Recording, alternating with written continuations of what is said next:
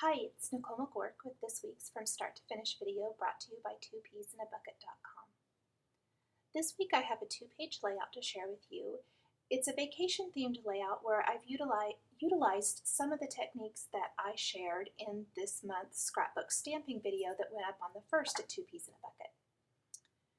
The first thing I'm going to do is I almost always start with a couple of sheets of 12 by 12 cardstock when I'm doing a two-page layout like this, or whatever size I'm doing, if it's 8.5 by 11 or whatever, just because it gives me a nice starting place to lay out my photos and kind of see what I have to work with before I start trimming any of my coordinating pattern papers and things that I'm going to be using for my page. This week I'm using quite a few papers from my little shoebox, and most of them are not from the same collection. One of the things I really like about my little shoebox papers and their stickers and die cuts is that a lot of times the papers will work nicely together even if they don't go in the same collection or group of paper. And I just kind of went with papers that matched my photos and the theme and mood that I wanted to convey in my page. Now, I ended up not using this aqua paper that I trimmed right here. I thought I wanted to add kind of this aqua or blue, and it just was not working for my page. So I ended up not using that, and I ended up not using the floral that I just cut a second ago either. I am going to pop out a couple of these pre-made die-cut borders. This is a pink one that just looks nice layered underneath that red and pink polka dot border. Once I have the majority of my papers and things trimmed down, I'm going to go ahead and put the background of my page together with my photos. So I'm simply just lining everything up here and putting my page or my background together. I have several photo collages that I used this week. This main one here that has 9 photos. Then I have my largest photo on my page, which is a 3x4 photo, or my focal point photo, I'd like to say, which is of my kids at a place that we went to on our summer vacation. And then I have another collage that's an 8x8 collage that has all 2x4 photos. Just trimming off anything that was overhanging there. And then I'm going to go ahead and do the same thing for the right side of the page. It's going to look pretty similar, but I like to change it up so it isn't quite so symmetric. I generally like to line things up where they aren't necessarily exactly the same on both sides of the page. Sometimes I do, sometimes I don't. Lately I've really liked the look of switching it up.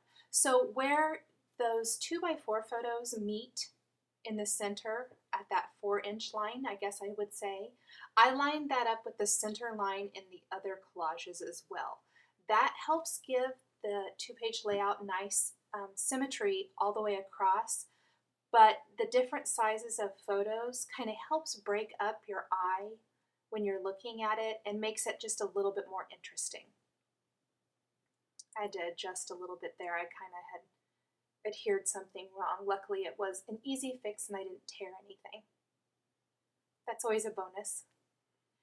Now all I'm doing is I'm taking some of these punch outs from my little shoebox, things that I probably wouldn't use as they are, and I'm using them with some steel rule alphabet dies. These are for the Sizzix. These are exclusive to Stampin' Up, I believe, but you could use any alphabet or even die cut something on a silhouette or another digital craft cutter or any die cutting machine you have. I just wanted a real simple font for the one word in my title, and I thought this would be a fun way to use up some of those die cuts. They're already trimmed or cut into small pieces, and the colors coordinate with the rest of my design. So I'm just going to keep running that through till I have all the letters for my title. Once I have those, I did go ahead and die cut a script word using my Silhouette software and one of the fonts that's available from the Silhouette online store. I'm just going to lay it out and over to the side there for a minute. Next, I'm using the Stamp-A-Majig, and I had to stamp with a little bit darker ink. I'm actually going to use Versamark ink for these leaf die cuts. These leaves are digital die cuts that perfectly coordinate with some of the Hero Arts stamps. Now, last time I used these a couple weeks ago on my From Start to Finish video, I had a lot of questions about where you can purchase these coordinating dies, and it is from the Hero Arts website. And they will coordinate with many of the stamps available in the two-piece store. There I added some color to my cursive or my script word using the Studio Calico Mists. And then I'm just going to go ahead and stamp the rest of these leaves. Now what I'm doing is stamping them with Versamark, and then I'm going to heat them up with some white embossing powder. I'm going to go ahead and stamp a couple of those. I'll heat that up, and then I'm adding color with some Mr. Huey Studio Calico Mist. I'll kind of wipe off the excess there with a baby wipe. Where it's embossed, that part of the image will resist the ink.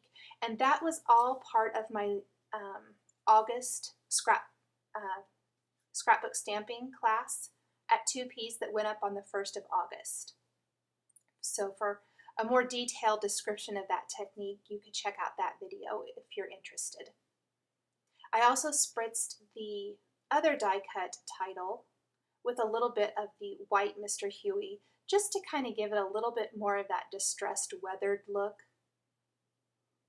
It doesn't really take away from the brightness of the die cut letters all that much, but it does kind of mute them down maybe just a tiny bit, and it does add that fun distressing.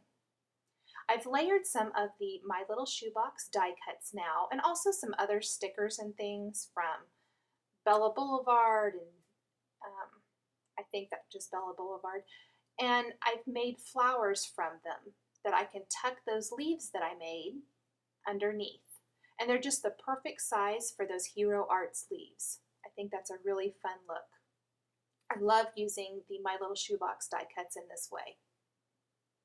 I also used one of their scallops. I cut it in half to make it go a little further so it would go across both pages. I thought that bottom of the page needed just a little bit more color, so I added that yellow scallop border. Next, I'm going to use a sticker here from Bella Boulevard. I'm just going to stick that down there at the bottom. I also have done a little bit of machine stitching and things as I've gone along.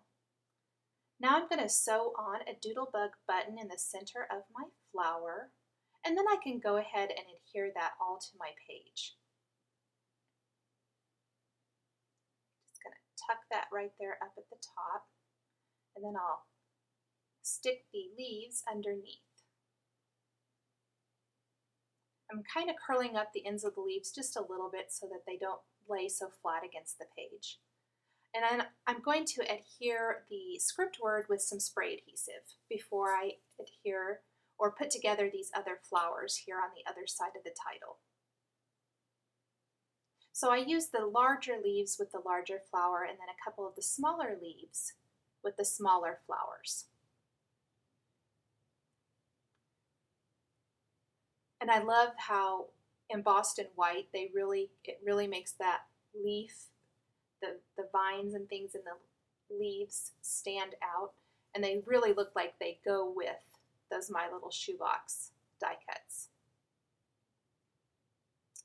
For my journaling, I used a really old Narratives journaling notebook page, and I printed on some of my journaling, and then I've shown this before, but I'm simply left some space to add some stamped words, and these are all from a Studio AE stamp set. And there you can see it all stamped in fun bright colors that match the rest of the page. a few stickers and a few additional buttons, and the page is complete. For more information on this layout, please visit twopeasinabucket.com on August 3rd, 2011. Thanks for watching.